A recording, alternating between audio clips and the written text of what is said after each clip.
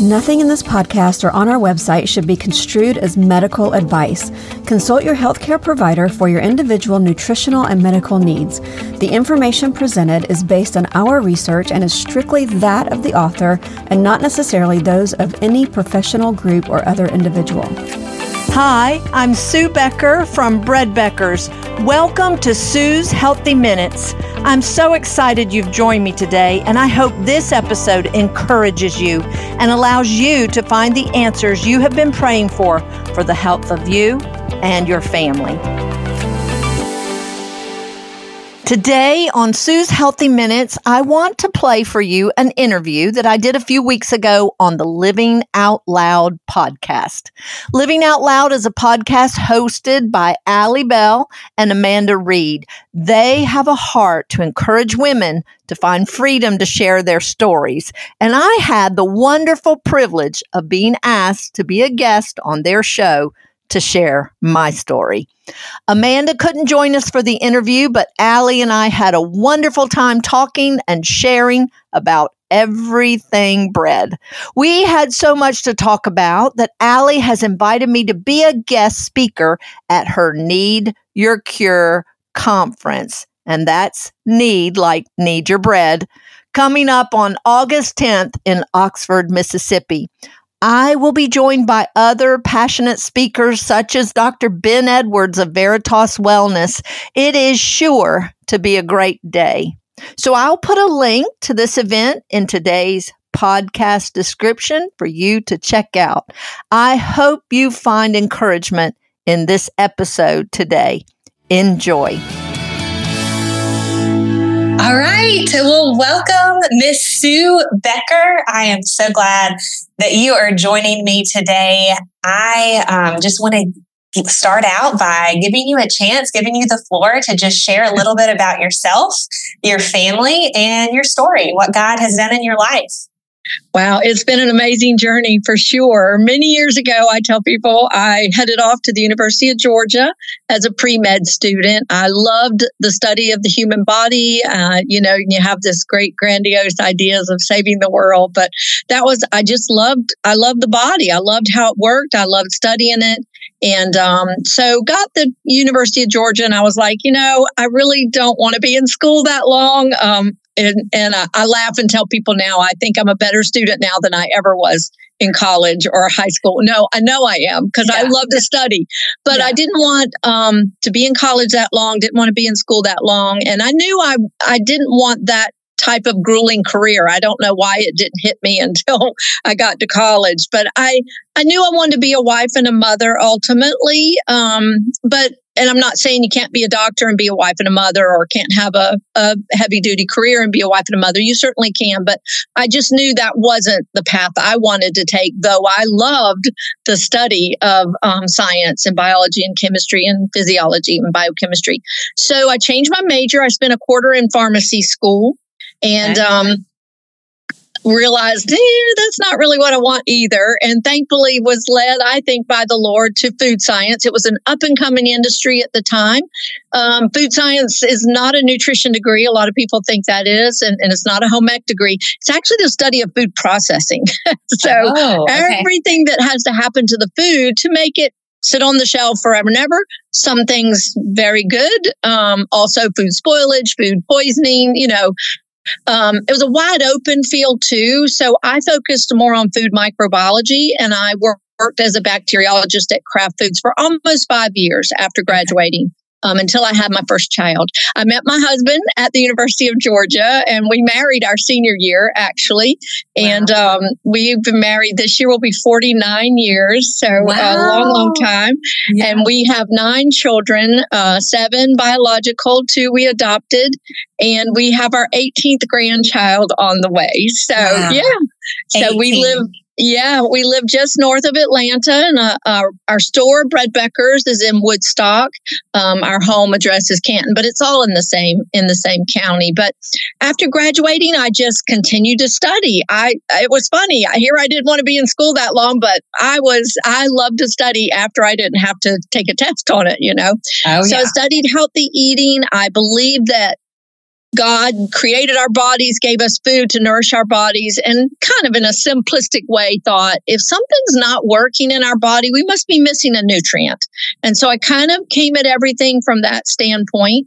I ate real food as best. I wouldn't say as clean as I do now, but then when we started having children, I made my baby food. I took her to a doctor that was nutritionally minded. And that was kind of the way we lived. I grew up Southern. I grew up cooking in a family, so we already ate real food. We gardened. So we ate real corn, real beans, real meat, real potatoes. So that was the way we lived. And so we were eating healthy. I believed in healthy eating. We were eating real food for the most part. But then in 1991, I came across some information about milling your own grain. In this journal, the history of white flour was presented, which was eye-opening to me. I laugh and say, I must have missed the bread class in food processing. I don't know how I didn't catch on to that. But the study of food processing, and it talked about, the history of flour milling and what had been done and what happened to the health of America when white flour came on the scene and all the vitamins that are missing now with the bran and germ being stripped away. Then in that same journal, there was a brief discussion of the common diseases that plague America, just a little paragraph or two on heart disease, cancer, diverticulitis, constipation, varicose veins, just different diseases. When I read this, because of my background and because of my studies, I'm like, this makes a lot of sense. This is real.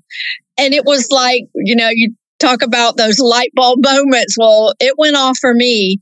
And and even before I learned that, I'd read in my books, whole wheat flour is better, but I don't know. I had tried to buy the whole wheat flour from the store and it was just not, it was terrible. I had to mix it with white flour and then, other thing, bean flour and all this I would do, all kinds of things I did. But so when I read this and then the whole idea of milling your own grain, I had just never been exposed to that. And it made sense. And I'm like, this is real. I'm doing this. We're gonna. And my idea was I kind of thought that this freshly milled flour was going to taste like the store-bought flour. Yeah. So I'm a pretty passionate person if you've listened to any of my teaching. And I was like, I don't care. We're never eating white flour again. If we have to choke this stuff down, we're all eating it. I'm all in. And I couldn't believe it, though. My husband bought me a grain mill for my birthday in February of 1991. Wow. And I went all in. And I said, white flour's never coming in this house again. And I'm making all the bread for our family. I had 5 young children at the time, but we got the mill came. I took it out, milled some grain, made some bread. We ate the bread. It was delicious. My kids loved it. It was nothing like, the whole wheat bread I had tried to make before with commercially bought flour. And immediately, and this may be TMI for some people, but it's just a fact of life. I ate the bread that night. The next morning, my constipation was done. And I laugh and tell people I haven't been constipated since 1991. And they're like, "Whoa, we really wanted to know that." But, I struggled with it all my life. Didn't care when I was a young girl. But when you get to be an adult, you realize that this isn't normal and you're bloated and you have headaches and and you're tired and, lethargic. So this was, revolutionized my life. I had tried everything outside of chemical laxatives. I didn't want to do that. I had tried all kinds of healthy things and they worked if you did them, but the bread was easy, just eat the bread every day, Yeah. So that changed. I had, like I said, 5 young children when I started. I homeschooled the kids. We were active. They played sports. We were active in church and I was busy. But I began to notice my energy levels greatly increased. Just in the first few days, I even noticed that. But by the end of the month, my constipation completely gone, energy levels up. I noticed that my sinus congestion went completely away. Wow. I lived on antihistamines before that. Wow. I'd always had snotty nose, thought postnasal drip was just the way God made me. Mm-hmm. And all of that cleared up. I began to notice that I used to have migraines, so I didn't have headaches anymore. I can't remember the last time I had a headache. I had a shoulder injury in January. I don't know what happened. And I had to take ibuprofen a few days.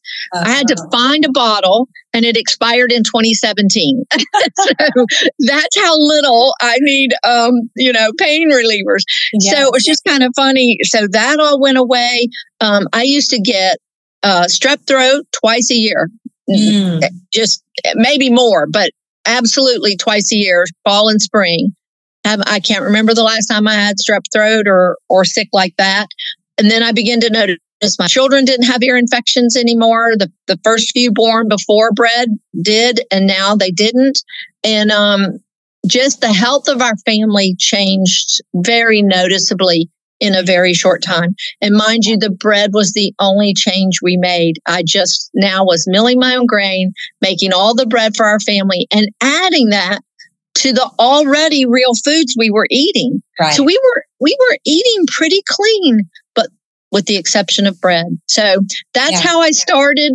Next thing I know, I was making bread for other people because I'd take bread everywhere and they go, oh, and they would start calling me.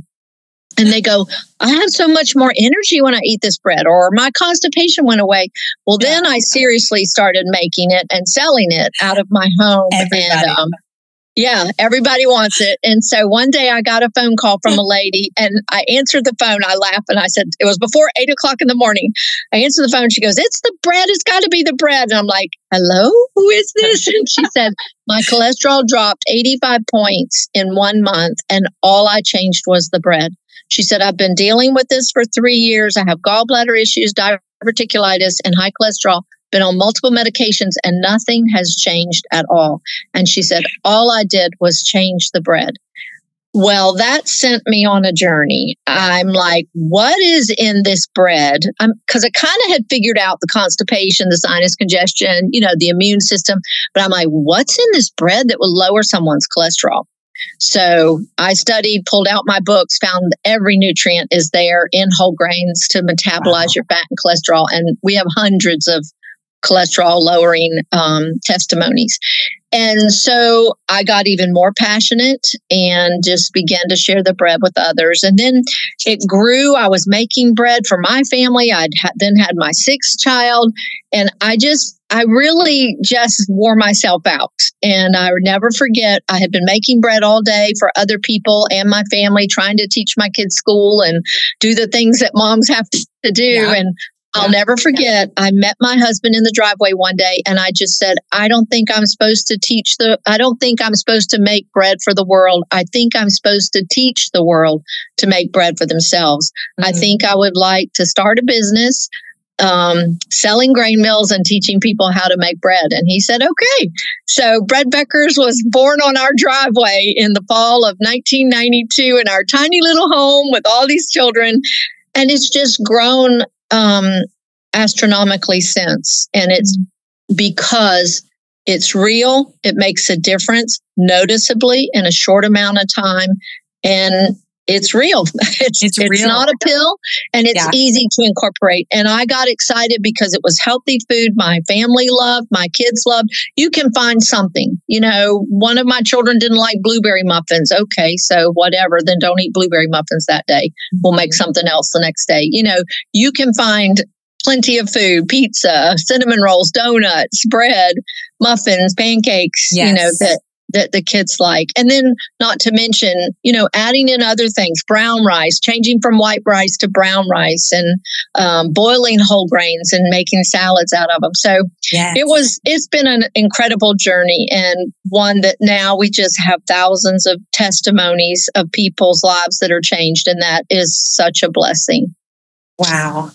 Well, I love that story, and just the journey of where you are now. And just, I've been listening to, you have a podcast as well, Sue's Healthy Minutes. And I've been just binging on those, listening to more and more testimonies and just learning and being mind blown. And then I'll hear of a symptom that somebody had or something that the bread helped to heal. And I'm like, oh, I know somebody like that. And I'll send it to that person. And it's just so life-giving, especially people who are suffering or have been told that they were or misdiagnosed with celiac disease, and just seeing so many friends that have had that happen, went gluten-free, had everything out, and are now eating this bread, and other symptoms and things that they were having are gone. Yeah, I know. And the exciting thing is they're not just tolerating bread and made from wheat, they are thriving. I mean, people are sharing how they had just actually gotten sicker and sicker when they went gluten-free. Yes, some of their pain and that kind of thing resolved, but they developed other allergies to dairy, to eggs, to this, to that. And they're seeing that they can now, their gut is healing and they don't have those issues. That's exciting. Exactly. Very exciting. So, exactly. And that's been a testimony in my own story with my husband. We've been married for 9 years, and he had C. diff from the stomach bug. He got C. diff, and it messed up his whole entire gut lining. Yes. I mean, he couldn't tolerate dairy. His highest sensitivity was wheat. I mean, anything, everything, peanut butter. Yeah. I mean, he cut out everything and was pretty much just eating vegetables and meat, and just still felt terrible. Yeah. And for years and years, I just wanted to help him, and nothing worked. I remember I would get on a kick with like almond flour and try to just bake things, and they just tasted terrible. I wanted so bad for him to get excited about eating something. And because he was in such bondage to food, it was awful. Yes. And I heard about you, started listening to your teaching, started making this. And I was like, there is no way. His highest sensitivity is wheat, and I'm making him wheat bread. And I did. And he has not had any issues. And he's actually eating cheese again. He had cheese on his hamburger that he probably hasn't had cheese on his hamburger in probably 8 years.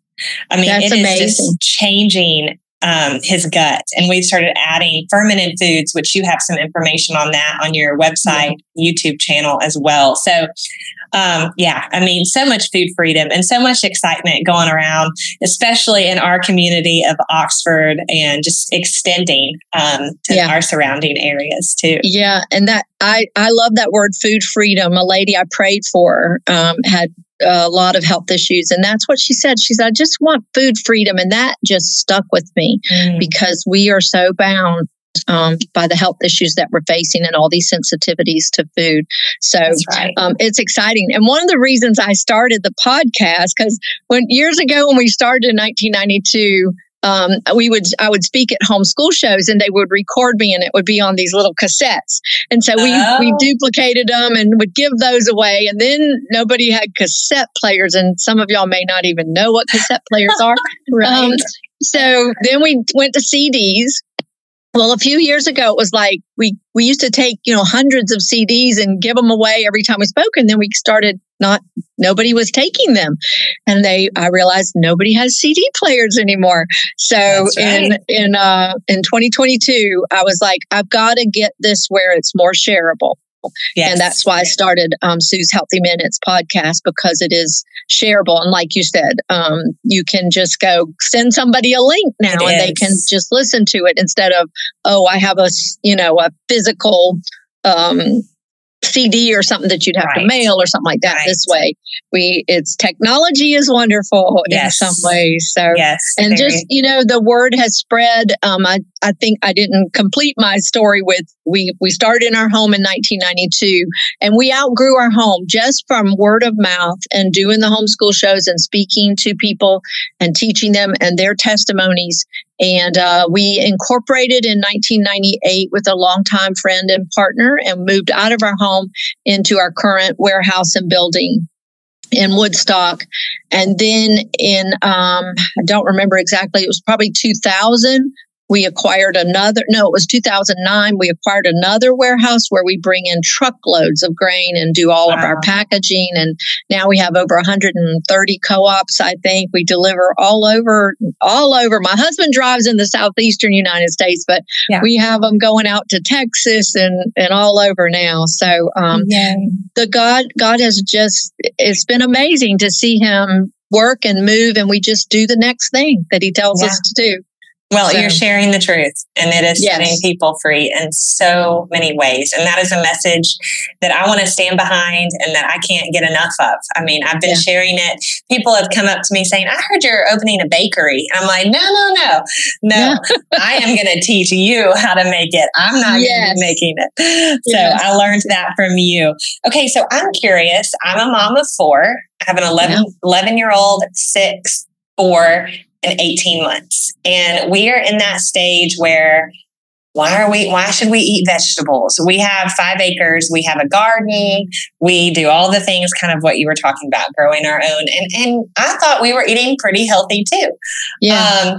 But I'm having a hard time educating and the verbiage and the language of why. Why do we eat like this? Why do you go to a grocery store and it's packed with processed and flashy and boxes of Gushers, and that's so appetizing to them, and they want all of that. So how do you educate your kids without being like, no, that's terrible for you, don't ever touch it, because then they're going to want it more.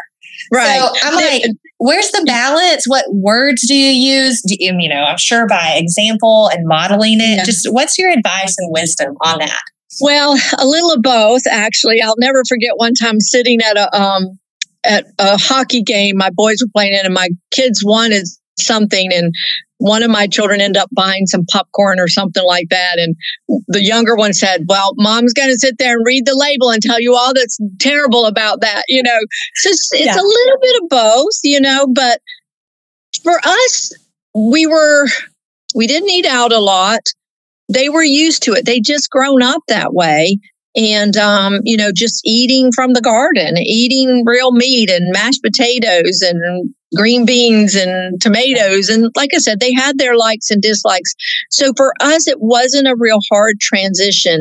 And then when we put the bread in there, they loved it, and they loved donuts. And I would just make donuts for them instead of buying them, So they loved it. And I think that when they were younger, that's a lot easier because I think my oldest was 12 when I started. So I had 5 down from 12. So they were younger, and it's just the way we lived and the way we ate.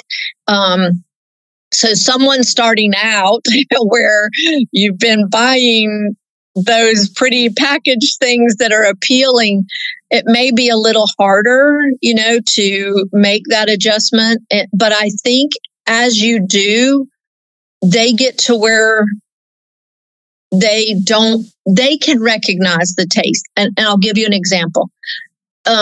We used to go to an all-you-can-eat place that was kids under 10 were free. So, wow, for us, we could go and eat as cheap as, 2 or 3 people. And I'll never forget, we had been doing the bread for a little while and not buying store-bought bread and store-bought things like that.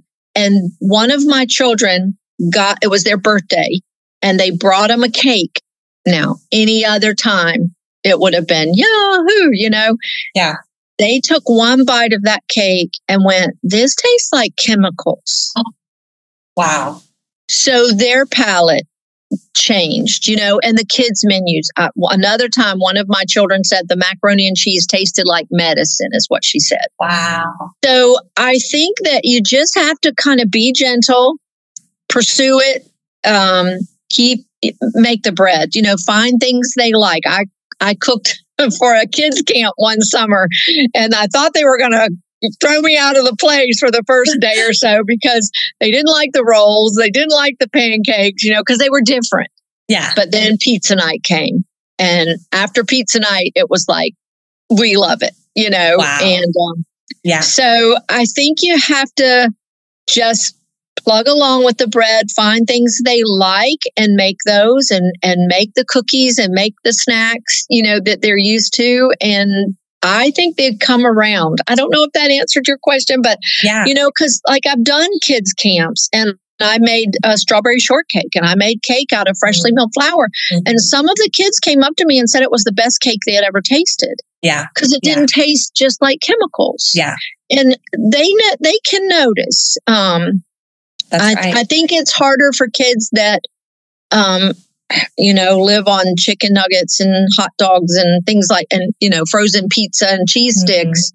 Their palate is just kind of used to those things. And I can't back this up, but I believe there's something in them that makes them only want those things, the fat, the salt, it's just, anyway, I just say that's what I love about the bread. Just introduce it with what you're already eating. And they'll love it. I believe they'll love it. Well, and I've noticed that difference. I've noticed that my kids are satisfied longer. Yes. And they are not asking for snacks as much throughout the day. And I think I had heard a teaching of you saying that was a part of your story as well. Oh, yeah, it was. We would go. Yeah. No, go ahead. Go for it. Well, I would notice, because with homeschooling, our kind of routine was, wake the kids up. They would kind of make their beds, get dressed, come have breakfast. And after breakfast, everybody do their chores. Then we would sit down and do school. Yeah. Well, before we could even get the kitchen cleaned up and before we sat down to do school, they were already looking for something to eat. I'd be in there doing reading with the younger one, and the bigger ones would be scrounging in the kitchen. And I'm like, what are y'all doing? Yeah. After bread, it was like same routine. We ate breakfast very early. The next thing I know, one of the kids would come to me and go, it's 2:00. Are we going to have some lunch? And then they begin to notice. They were like, our friends snack all the time. These are teenagers that would say this to me. And we just began to notice we weren't hungry all the time. We ate our food and we went to the next meal. And sometimes, it was late in the day before your next meal. And you're like, if we eat lunch now, it's going to be 10:00 before we're hungry for dinner. But, so we'd have something light, like a muffin or a smoothie or whatever. But it did. And we just didn't snack anymore. Yeah. Yeah. And it's been a shift for my kids for sure, because I had the pantry where there were 3 big tubs of just things that they could choose from. This was like our snack option. And so I dropped 1 and we were down to 2 for a couple of weeks. And then I took that one away and now we're down to 1, and just buying 1 less of a packaged item each week. And then their options is bread or fruit or, something out of the fridge. In between the mealtime. And they're starting to learn that. And it's definitely, there's been days that's a challenge, but then there's been days that have been really rewarding when my 4-year-old looks at me and says, Mommy, I just love your bread. Oh, yeah. And I'm like, thank you, Jesus, that this isn't just broccoli. Not that broccoli is bad, but I'm getting to serve them bread. Like, it's yummy and wonderful. I know. And I used to tell people, I tell people that before bread, you'd make a sandwich or whatever. And when kids get kind of 4 or 5 years old, they kind of don't want to eat anymore. They'd rather just play.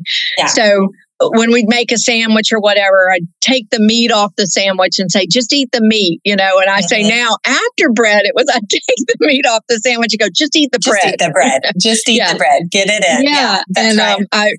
My 6th child, when she would tell me she was hungry, she wouldn't say, I'm hungry. She would just come and say, I want a roll with honey. Wow. And, that was her way of saying I'm hungry. Yeah. And my kids got to where, like you, we had fruit around. And so they ate fruit, they ate apples and oranges and bananas and things like that. But they also, we made yogurt in jars, individual jars, and they'd go in there and squeeze honey and put some fruit in that. And that would be their snack. Now, when their friends would come over, they would go, y'all don't have anything to eat here. And it would be, and my kids would go, what do you mean? We have food everywhere. And they're like, but you have to make it all. You have to do something. You can't just open it and start eating it, Exactly. So, exactly. Yeah. It's such a mind shift, but such an important and crucial one. And that kind of leads me to my next question. So listeners might be hearing you say this and just honestly feel a little overwhelmed. Like, how am I going to have the time to cook all this?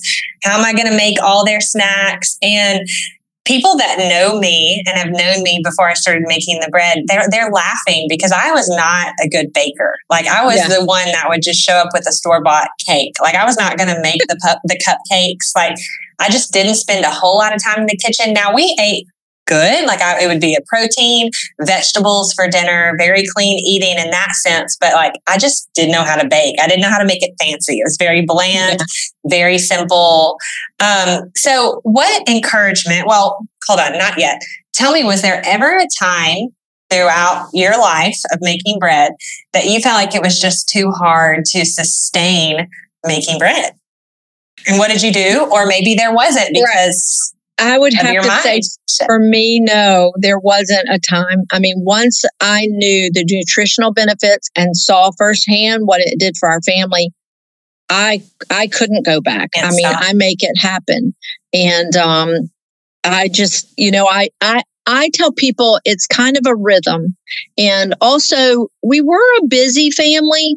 We did, my kids were in sports and we had a lot of children, but I stayed home a lot. We homeschooled, so we weren't just going. And I know lifestyles have changed. I see young moms, they just go a lot. Their kids are in sports and dance and all of that. And it's just a little bit different. So I understand that it's hard, but you find a way. And for me, I'm an early riser.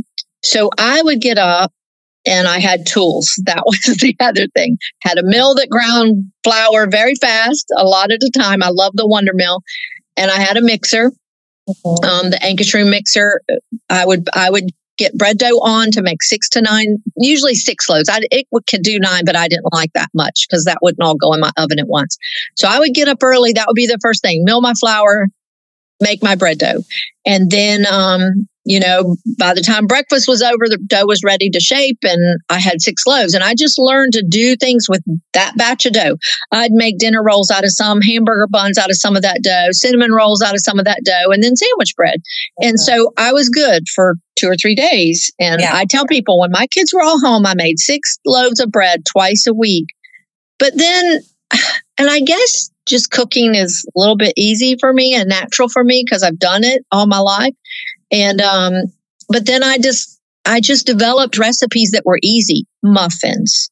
You can do muffins. Mill that flour, stir them up in 5 minutes. They bake in 15 to 20 and you've got bread on the table. Or pancakes, or grits, freshly ground grits. So I just found a way to work it in my schedule. And like I said, I found a routine and I found the spot that worked for me. And some days it didn't always happen. So muffins were what we had for dinner or quick biscuits. There's some quick breads that you can make and stir up and have on the table or pizza dough. I just learned to find things that adapted to our lifestyle and do it. And I know it's an outlay of money, but having the right tools. And for me, it was a mixer as large as my family is. They're bread machines that can knead the dough for you. But like I said, you don't even need those with quick breads, muffins, coffee cake, pancakes, quick biscuits, to stir up. So I realized that for a lot of people, it doesn't come naturally. And I say, start simple. The way I started was I had 4 basic recipes: muffins, coffee cake, pancakes, and a basic bread dough. And everything came out of that, And so some mornings, if I go in the kitchen and I didn't get bread started and we didn't have bread, I would make muffins or I would make pancakes and then put the bread on, for later in the day. I'm adjusting a little bit now. My husband and I are empty nesters, which is crazy after all these years. So I've been known to go in there and make bread at 8:00 at night, and just, find ways to get it done and always have bread here. And it's a little different rhythm, but I've found a way. I love how you said that because it does take trial and error. I mean, it took me a few weeks to figure out how much bread would my family actually eat and which one. Like my husband, he loves the muffin recipe, but in a bread. And that's so easy. You just pour it in a big tin, like a loaf tin. Oh, yeah. And that's his favorite. I'll make rolls all day long and they'll sit on the counter for 2 days. I make that muffin bread and it's gone in 1 day. So just learning what our family needs, what we'll eat, how much sandwich bread we actually need, and just trial and error. And if it goes bad, we give it to the chickens and then they get the bread. Well, and I think another thing too is people ask me what were our meals like. I tended to plan my meal around what kind of bread I wanted, and so, or what I had on hand. Some nights it'd be soup and grilled cheese because I had loaf bread and I didn't want the loaf bread to to go bad. And we hadn't eaten, say, sandwiches during the week as much as I thought. Or if I had hamburger buns, then we would go, you know what, I'm having hamburgers tonight. I kind of laugh because my meal planning definitely goes around what kind of bread I want. If I'm in the mood for Mexican, then I'm making tortillas. If I want cornbread, then I'm going to have chili or potato soup or something, So that's another way of thinking too, of just kind of always putting that bread piece of the puzzle in there in your meal planning and make it happen. Well, we have some really exciting news to share with you. If you have not heard already, we had an opportunity to publish our first devotional book back in December.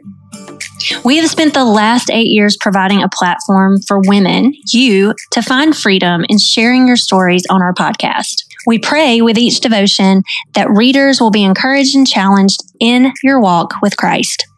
You can pick up your copy of the book on Amazon. Just search Living Out Loud's 30 Days of Encouragement with Allie and Amanda. So, listeners, if you're listening to this and maybe your situation is you work all day, you can't stay at home, you've got a busier life, I just want to encourage you, especially to just try it. I think when I'm talking to people about it, and that's one of the biggest factors or questions is, well, I don't have the time. Well, number one, when you learn the health benefits, and I would encourage, there's a YouTube video that you have, Sue. There's several, but the first one that I watched, is it Staff of Life, Bread of Life? What's the name of it? Yes. Only Real Bread is the Staff of Life. Real Bread, the Staff of Life. Yeah. And it's a teaching, and it goes through the history, it goes through the wheat berry, and it was so helpful. And when I finished that, I was like, I'm not going back, all in, all in, dumping all the white flour out of my house. And I like what you said too, if you need to just kind of start simple, you can just start switching out a few things. You don't have to actually make a loaf of bread first. Just ditch the flour that's in your pantry and use the freshly milled flour for muffins, for pancakes, things like that. And it is so doable. And it is a change that will really change your life. It will. And it's so worth it. And anything anything that's important, you can find time for. And that's what I'm realizing. This is important, and this is something that I want to stick with forever, not just a fad, not just something I'm doing for a little bit, but a lifestyle change. And it is something that is doable, and it's been around forever. It's not like it's new diet that is a fad. It's not. Right. It's been around forever. Yeah. And that's what, this is 33 years for me. 33 years I've been making all the bread for our family, and there's no way I could go back. And I ask people sometimes, anybody make a New Year's resolution? Are you still doing your New Year's resolution here in May that you made in January? Yeah. But I can, what resolution or healthy eating change have we made that we're still doing 33 years later? And honestly, I'm as passionate today as I was when I began. When I hear testimonies like we just had a testimony, Mary Cruz, this week's podcast, it's unbelievable, amazing. And she's only been making her bread since February. Wow. So a 2-time cancer survivor, and going to a nutritionist, cut out all white flour and white sugar, started exercising, and nothing changed. And in February, she changed her bread. Her triglycerides came down 200 points. Her cholesterol, I think, 69 points. Her blood pricks, her blood sugar normalized since February. This is May. So this is amazing. And nothing else that she had tried had made any difference. Yeah. And I'm not going to say that the things that we were doing, the healthy eating, don't make any difference at all, because they did. But I still was constipated. I still had sinus issues. I was tired. I got sick often. Then when the bread came in and completed that puzzle, was the piece of the puzzle missing, it changed everything for us. So, and we're seeing that. We're seeing just hundreds and hundreds of testimonies now. And then there's the wart story, which that's crazy. I have heard that. That is amazing. Yeah. Yeah. Yeah. Wow. But I figured it out too. So yeah.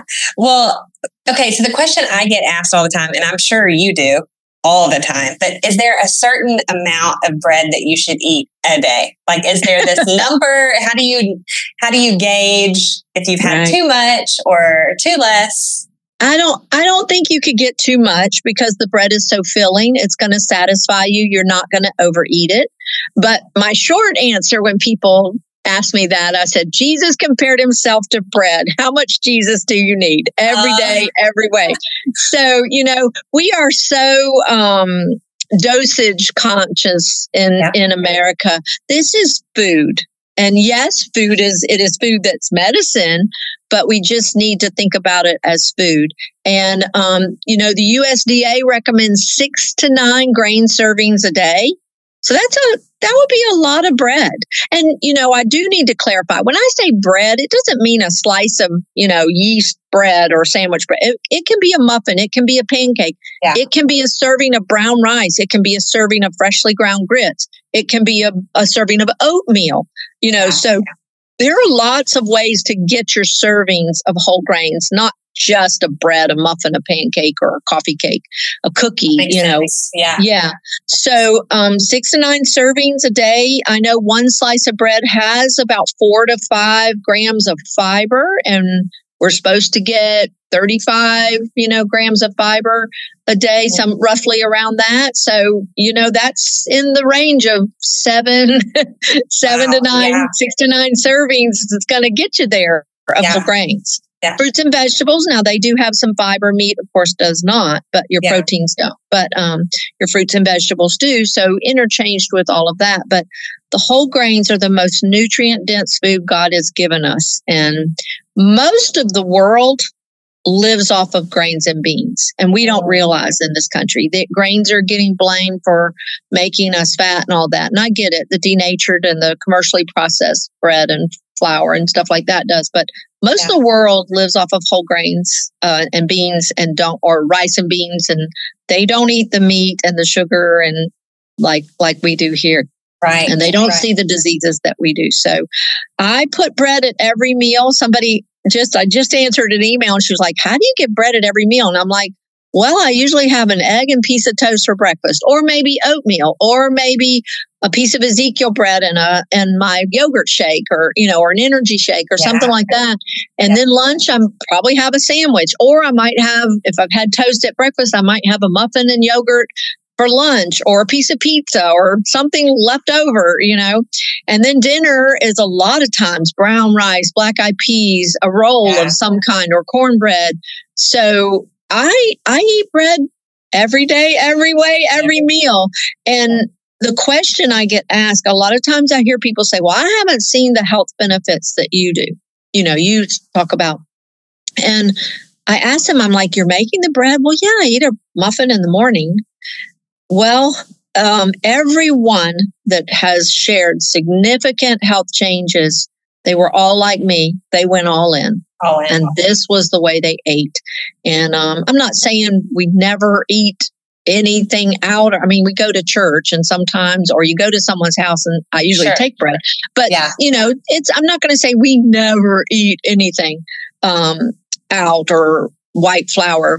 I don't very much. I just avoid the bread if it's there in a meal, but it's the mainstay of this morning I had an egg sandwich.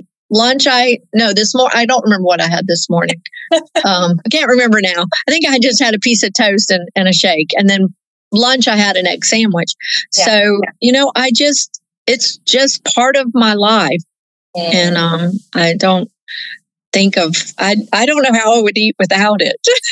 I don't want to go back because I was so tired of salads for lunch and eating sandwiches for lunch. Yeah. I'm like, I get to eat a sandwich? This is amazing. Yes. Because I stayed away from bread too.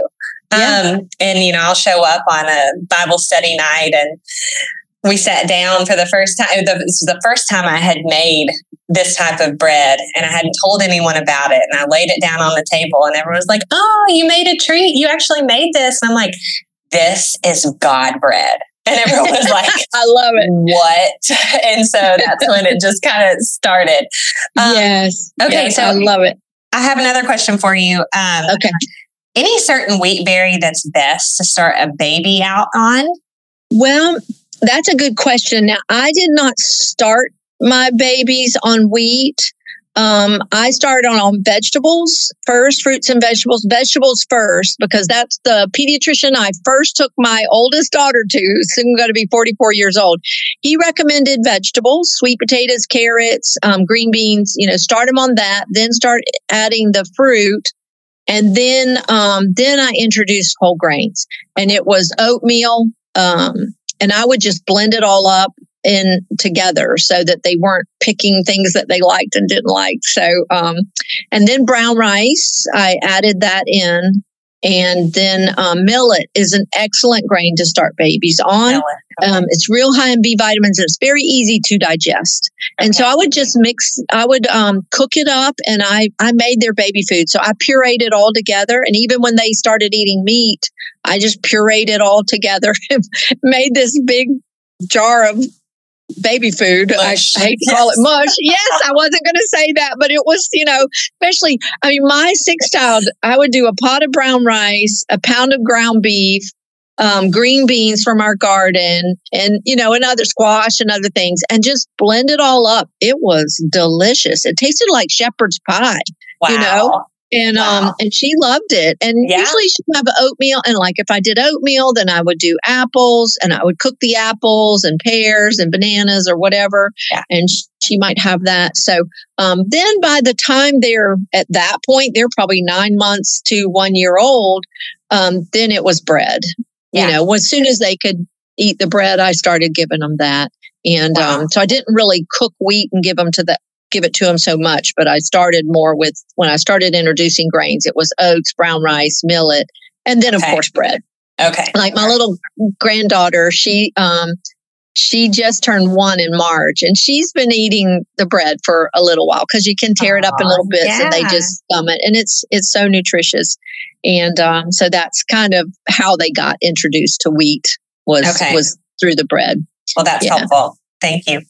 Go ahead. I do want to add this, because I have a feeling people will ask. Honey is a thing that's a little controversial about not feeding it to a baby that's young. But if you cook with it in your bread, it's fine. So, and I did put honey on my child's bread when she got to be about 1. I didn't worry about it but I just don't want anybody to worry about cooking, using it as a sweetener in the baked bread. Sure. Once it's baked, there's no issue with that at all. So you're perfectly safe to give a 9-month-old or a 1-year-old your bread, even if it has honey, cooked in it. So awesome. Okay. Well, thank you. Any nutrition effects with stress hormones like cortisol, adrenal glands, any research or testimonies you've heard?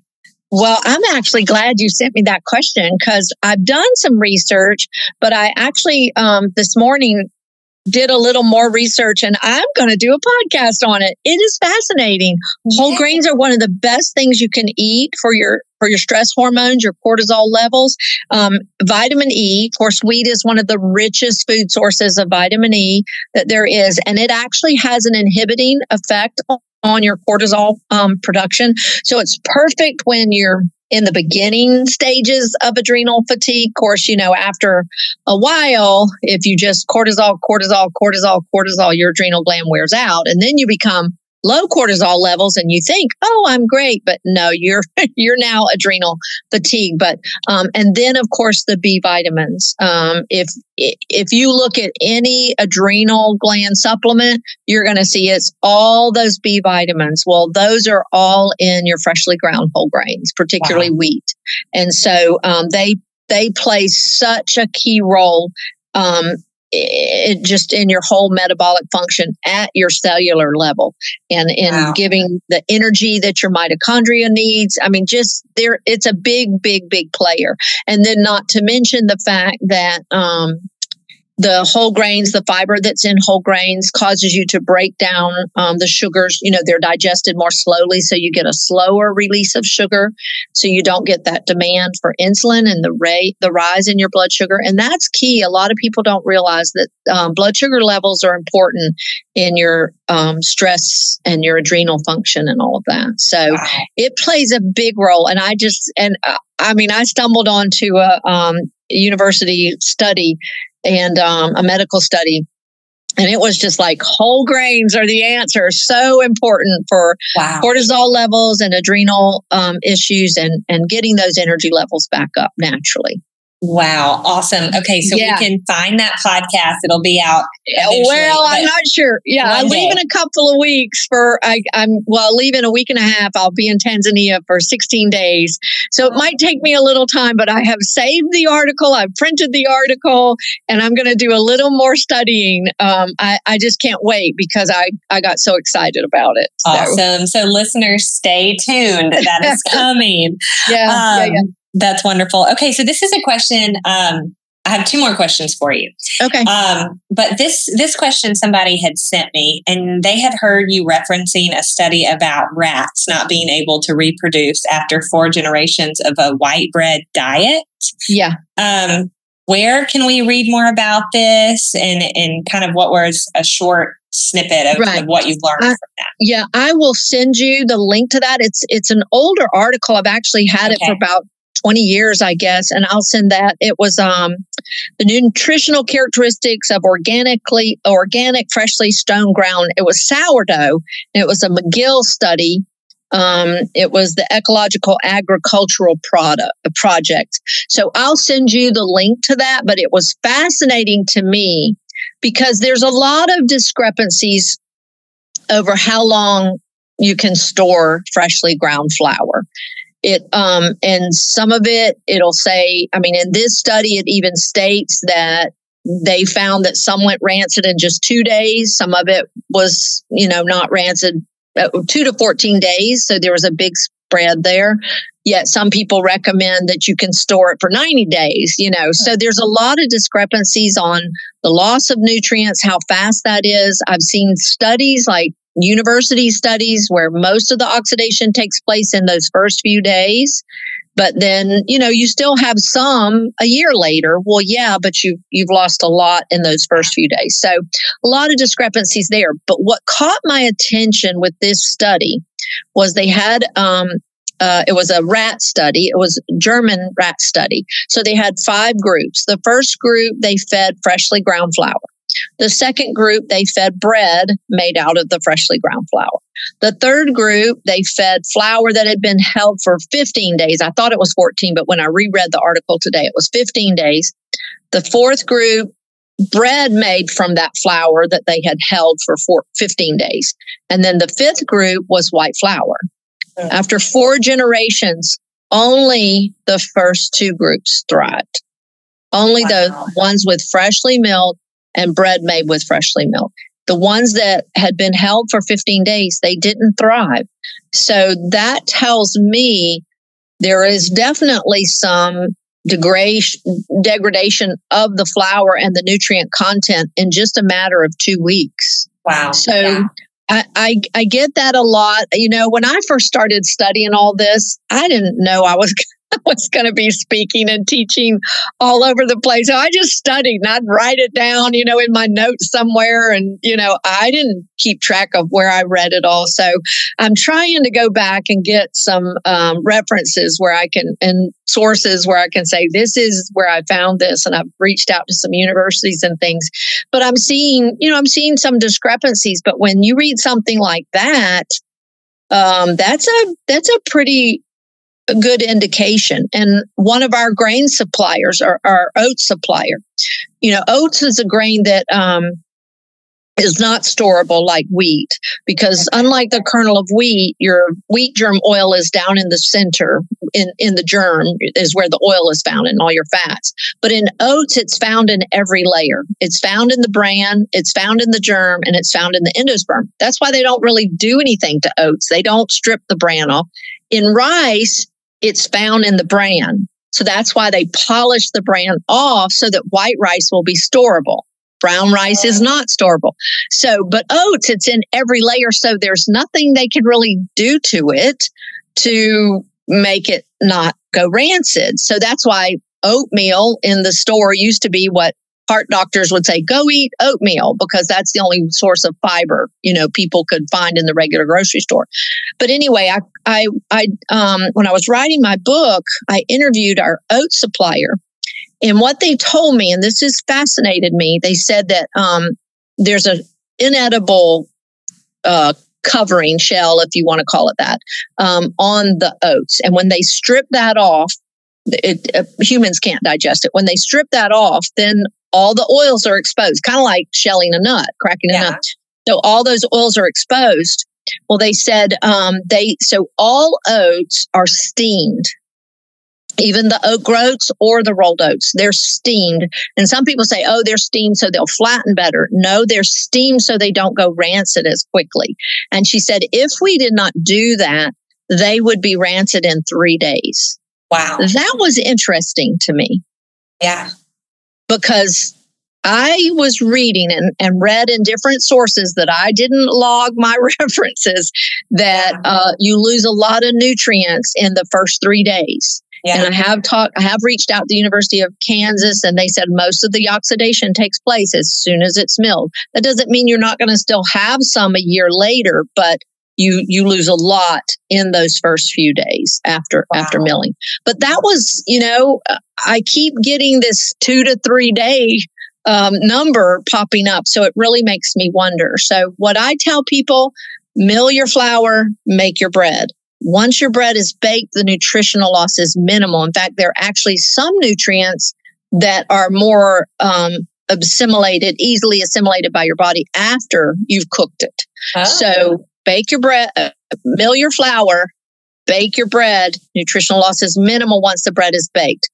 If you work or you have a busy lifestyle, make 6 loaves at a time and freeze it if you need to. You don't have much nutrient loss after the bread is baked. Yeah. Okay. Yeah, that's helpful. Wow. So interesting.